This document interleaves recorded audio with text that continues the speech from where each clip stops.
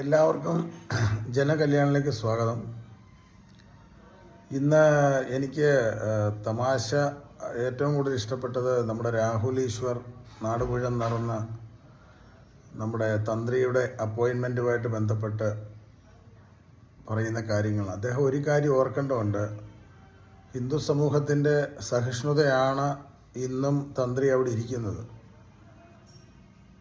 വ്യവസ്ഥാപിതമായിട്ടുള്ള ക്വാളിഫിക്കേഷനുകൾ check ചെയ്യാനുള്ള സാഹചര്യം വന്നാൽ അദ്ദേഹം സെക്കുലർ എഡ്യൂക്കേഷൻ പഠിക്കുന്ന സമയത്ത് തന്ത്രവിദ്യാപീഠത്തിൽ പഠിച്ചിട്ടുണ്ടോ ഇല്ല അതുപോലുള്ള സ്ഥലങ്ങളിൽ എവിടെയെങ്കിലും ശിക്ഷണം എടുത്തിട്ടുണ്ടെന്നൊക്കെ ചിന്തിച്ചാൽ അത് അദ്ദേഹത്തിനെക്കാട്ടിൽ ഏറ്റവും ഉചിതമായിട്ട് നല്ല രീതിയിൽ ക്വാളിഫൈഡ് ആയിട്ടുള്ള പറവൂർ ശ്രീധരൻ തന്ത്രിയെ പോലുള്ളവർ പിന്നെ ആ സ്ഥാനത്ത് അവരോധിക്കപ്പെടേണ്ടി വരും.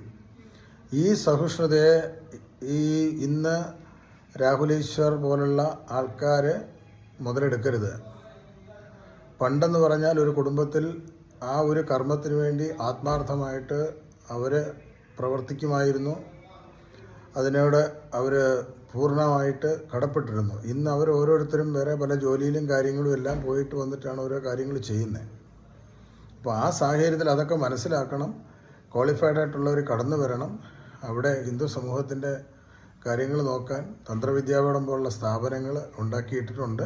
അവിടെ പഠിച്ചവർക്കാണ് അത് കൂടുതൽ കപ്പാസിറ്റി ആയിട്ട് വരേണ്ടത്. അത് മനസ്സിലാക്കിയ രാഹുൽ ഈശ്വറിനെ പോലുള്ള ആൾക്കാർക്ക് അത് മനസ്സിലാവും.